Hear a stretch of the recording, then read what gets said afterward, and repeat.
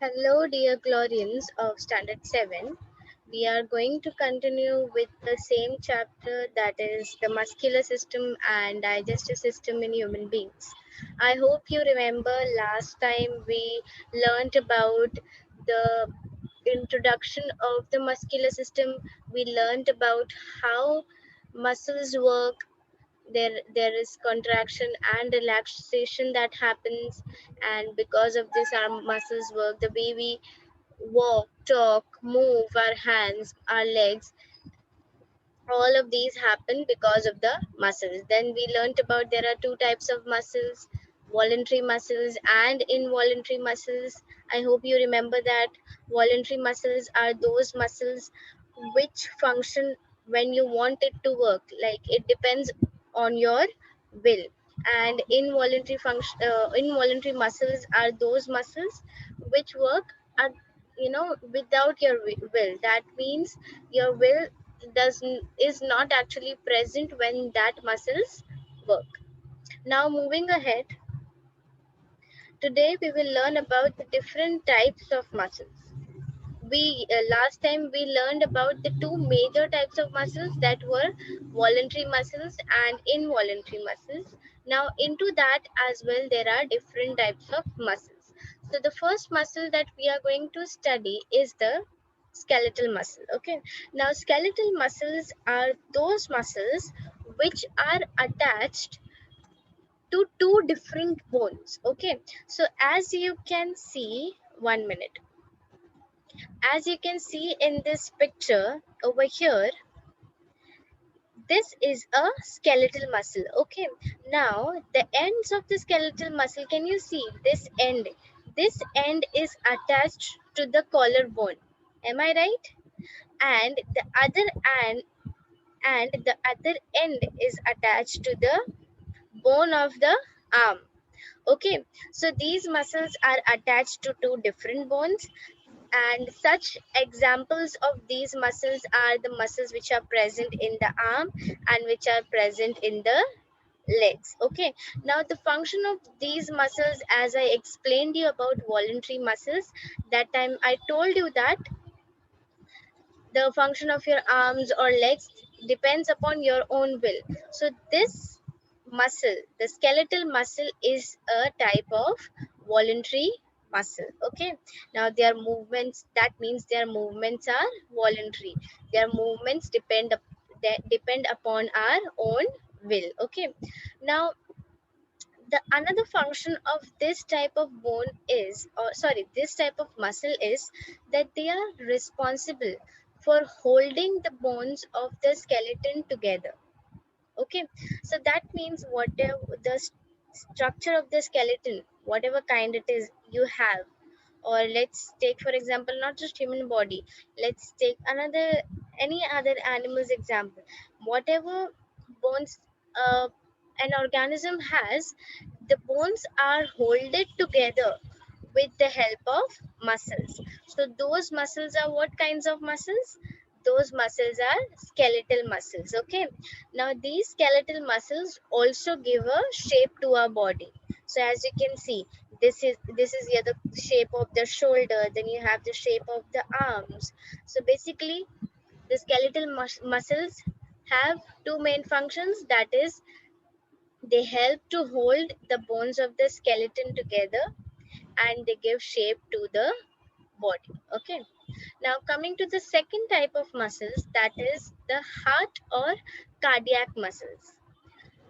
So you know, by the word heart muscles, you can understand that these muscles are going to be present only in the heart.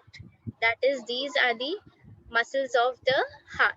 So they are also called as cardiac muscles. Okay, now these muscles bring the function of these muscles is to bring contraction and relaxation of the heart. That means beating of the heart. You might have heard, when you will keep your hand on your heart and you will try to feel it, you will feel the lub dub kind of sound, like lub dub, lub dub.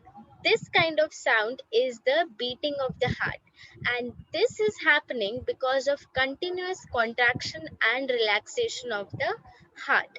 Now you cannot, by your will stop the beating of the heart. It is not on your hands to do that, or in your hands to do that. It is the function that is happening involuntarily. That means the cardiac muscles or the heart muscles are a type of involuntary muscles. That means they move by their own. So when you exercise or you run, the beating of your heart increases, and you can literally hear the sound in your ear when you are too scared of something, or you are running, or you're exercising. So the function of the heart is not depending upon your will. Okay. Now, how the heart actually works. So the heart muscles or the cardiac muscles, causes relaxation and contraction, as I told you, and this happens at a rate of 70 times per minute. So you can actually feel it if you will keep your hand on your heart, and you will keep a timer for 1 minute. You will see that your heart literally contracts and relaxes about 70 times, about, okay, approximately 70 times per minute. Okay, it can be more, it can be less, or it will actually be more, because when you're conscious of doing something, your heart beating increases. So it also depends upon how conscious you are when you are counting your heartbeats. So you can do that as well on your nerve pulses. The doctors, when you have fever, he usually checks your pulse of your wrist. So that is again, in that way also you can put up a timer, and you can count how many times your nerve is pumping blood.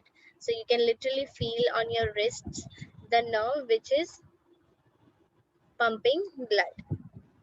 So if you want, you can try it out. It totally depends on you all. Now, the third muscle over here is smooth muscles. So these are the muscles which are present in the internal organs. Internal organs basically includes your stomach, your lungs, your intestines, etc., etc. So all of this contribute to the smooth muscles. And the heart, the organ heart, does not include in smooth muscles. Okay, heart is altogether a different kind. Heart is having altogether a different kind of muscle. Okay, so that is cardiac muscle, so it is not included in smooth muscle. Okay, rest all the other internal organs that you have, like like I said earlier, your intestine, your stomach, your blood vessels, your uterus, etc., all of these have smooth muscles. Now, the function of smooth muscles by the organs, you can understand that they function involuntarily. That means it doesn't depend upon your will. Your digestion takes place by its own, your excretion takes place by its own, your breathing happens by its own. So that means it is a kind of an involuntary function, and this is because of the smooth muscles. Also, because you might have noticed that even though their movements are involuntary, their process is really very slow. So your digestion happens slowly. The blood that moves through your veins and other type of blood vessels or arteries, that also happens slowly. So their movements are voluntary, but they are slow. Okay, now various important or essential functions of our body which we aren't aware of are happening because of these muscles. Okay, so the functions that we are unaware of, like if we are when you are into something else, or when you are working a lot, and you're not conscious about your body breathes continuously, your body digests your food continuously. Now these are the functions which are important for the body, but they are happening without we being aware of it. So that is the function of smooth muscles. Okay, I hope you understood all the three types of muscles. So this is skeletal muscles, this is cardiac muscles, and you have your internal organs which are having smooth muscles. Okay, moving ahead. So now we will, 1 minute girls. So yeah, girls, as I was saying, now we will study about how, muscles perform a particular type of function. So the question over here says, how do muscles perform their functions? So we will study ahead. For this, you have an experiment for, a demonstration for you all. What you have to do in this demonstration, girls, that you have to hold your arm or your hand. Let's take for example, I'm talking about your right hand. So what you have to do is, you have to hold your right hand straight to your right side. Okay, so the way you used to do exercise in your lower classes, you used to stretch your arm. So basically you're stretching your right hand on your right side, that is making it around, keeping it at 180-degree angle. Okay, now you are going to close your fist. After closing your fist, you are going to bend that arm to 90-degree. I hope you know what is 90-degree. 90-degree, you remember right angle triangle? The way, that similar way you are going to make your hand. Okay, so you're keeping it at 180-degree, then you are closing your fist, and then you are making a 180-degree bend to your arm at the elbow. Okay, now you are going to simply lower your fingers, and you are going to touch your fingers with the same hand to the shoulder of your right side. Okay, so you are bringing your fingers closer to your shoulder, and you are touching it. So what you will observe, girls, you will actually notice that some muscles are being contracted and some muscles are being relaxed. So you have to answer to this question. Basically, it says that muscles of which part of your arm is getting contracted and relaxed while you are performing this demonstration.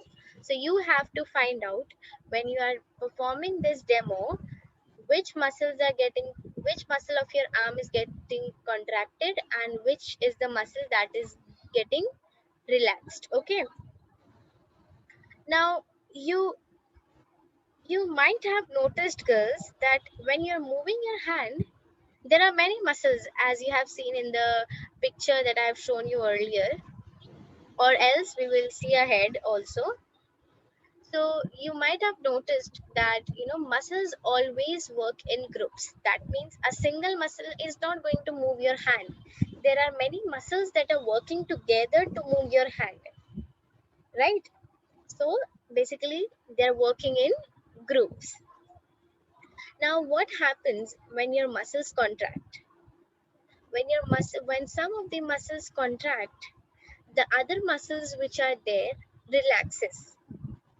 Okay, so when I talk about your moving of hand, there are some muscles which are getting contracted and there are some muscles which are getting relaxed. Now this is how the muscles perform its functions, or the muscles perform various types of functions in the body. Okay, now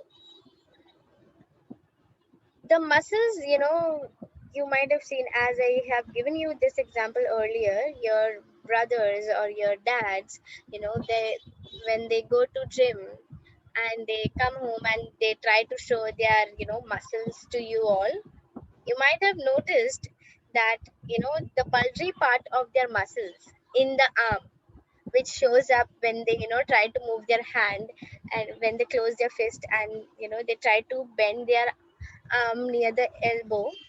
You see that bulgy part? That is called the biceps, which you see at the front of the arm. Now, when they try to, when you will see at the back of the arm, that there is a muscle there as well, and that muscle is called the triceps. Okay, so here you have again a situation given to you all. So you will have to find the answer for this. What would happen if the cardiac muscles do not move? So I hope you know what are cardiac muscles. Cardiac muscles are basically muscles which are present in the heart. And if the cardiac muscles are not moving, what will happen? You have to find the answer of this.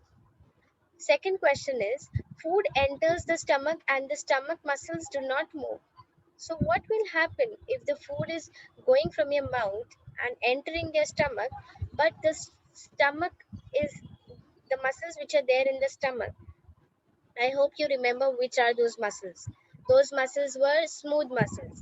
Now just imagine the smooth muscles of the stomach are not moving.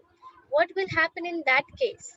So the answer to these two questions you will have to find it out. Okay. Now in this diagram, as you can see over here, girls, there are different muscles shown. Okay. Now we will look at each of the muscles that are shown over here.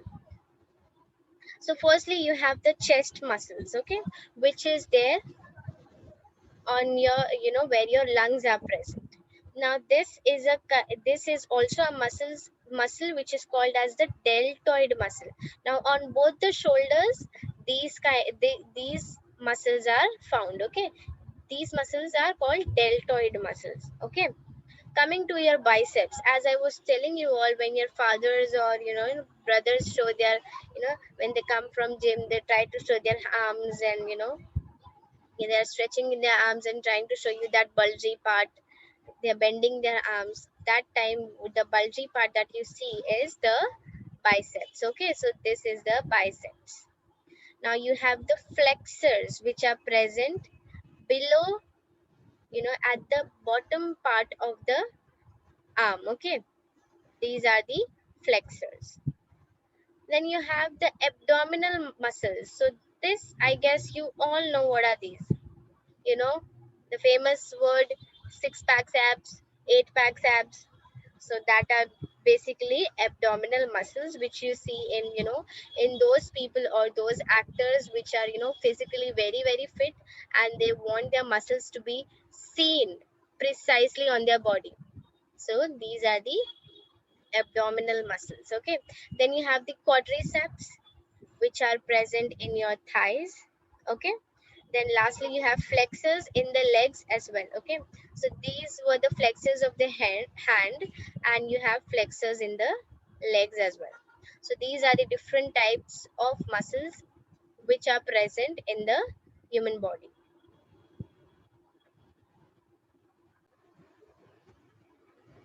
Now we will look why muscles are important to us, okay. So muscles are basically, the thing that gives our body a support, okay. And for having that support, with the help of bones, muscles should be strong enough and they should be efficient enough, okay. Also our diet that we eat, our diet must also include, proteins and carbohydrates that are in sufficient amounts, so that our body can grow, or our muscles can have proper growth. And if there is some or the other kind of injury to the muscles, then our diet can help to repair the muscles, okay. Also we must exercise regularly, okay. Now why, what is the reason for exercising regularly is because it helps to make the muscles strong. We should also sit, or we must also sit with a straight back. I know all of you all are now sitting with a hunched back. That should not be the case, because over time, girls, with that, hunched back or bent back, what will happen is the structure of the vertebral column, or the structure of your spinal cord, vertebral column which is there, which is having spinal cord inside it, that will start to change its structure. And because of that, the muscles which are present in the shoulders or at the back will start hurting you. And this may eventually lead to different kinds of disorders of the vertebral column. So you should keep in mind that you are sitting with a straight back. Okay.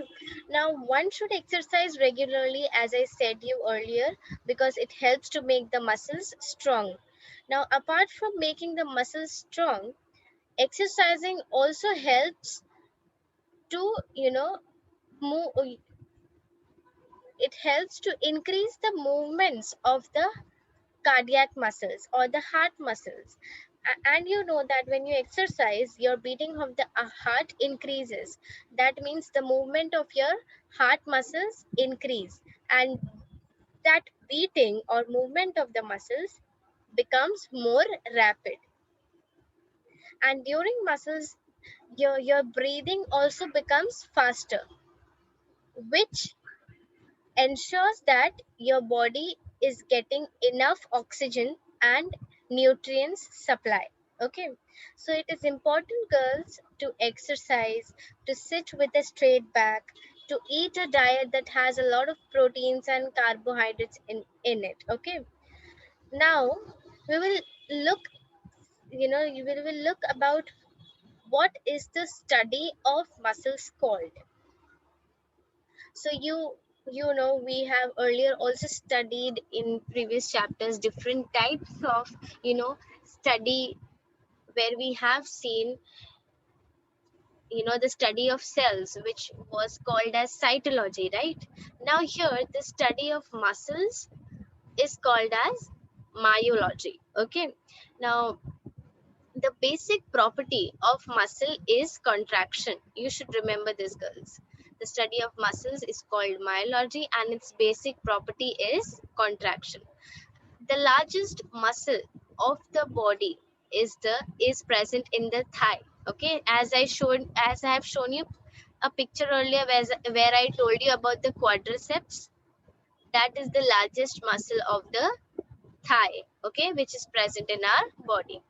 The smallest muscle is the muscle which is present in the ear. So in the ear, there is a bone called the stapes. Okay.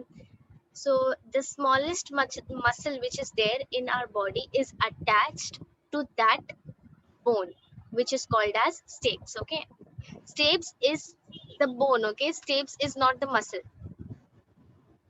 So the stapes is a bone onto which the smallest muscle of our body is attached. Okay, and this is present in your ear. Now I guess we have finished everything about muscular system. We studied about how muscles are, how they perform, what are the types of muscles, and how important it is to our body. What are the functions of the bones when muscles with associated with muscles. We have studied all that. Now we will move ahead with digestive system. Okay, so let us study a bit about the digestive system. But before that, answer to this question, girls. What happens to the food we eat inside our body? So what happens? You all know the answer of this. If not, then Google it. Does this food mix as it is with the blood? So when you eat, so when you're eating, you're chewing something and it directly goes into your bloodstream?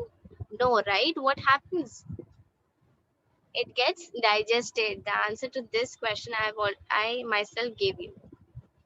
So let us, now study how this digestion takes place and how important digestion is in our body. So the definition of digestion is written in this first point over here. That is conversion of food into a soluble form and its absorption into the bloodstream or blood is called digestion. Okay, so what happens is, girls, when you're eating something, they go from your esophagus to your stomach. That food then goes into your intestine, and then, during all of these movements, when the food goes from your mouth to the intestines, they break down. The food break down. Okay, now they break in such a way that they form into soluble form kind of materials. Now these soluble forms are those materials that can get easily absorbed into the bloodstream. Okay, so hence the process is called as digestion. Now the digestive system consists of the main two parts, that is the alimentary canal and the digestive glands. Okay, there are two main parts of the digestive system, that is the alimentary canal and the digestive glands. Now the total length, the entire length of the alimentary canal, starting from your mouth going towards your intestine, is about 9 meters long. So you can imagine how long our process of digestion is. Now the main parts of the alimentary canal are firstly the mouth, then you have the pharynx, you have esophagus, you have stomach, small intestine, large intestine, rectum, and finally the anus. So through all the main parts, your food goes and gets digested. Now talking about digestive glands, so there are many types of glands which include in the digestive glands. We will see what are those. So those are the glands called the salivary glands, which secrete the saliva in your mouth when you chew food. Okay, then you have the liver, you have the pancreas. So there are glands present in the liver, there are glands present in the pancreas. So salivary glands, liver, and pancreas are the digestive glands. Okay, and these digestive glands are connected to the alimentary canal. Okay, now there are different organs of the digestive system. I have told you earlier as well. You have stomach, intestine, large intestine, small intestine, esophagus.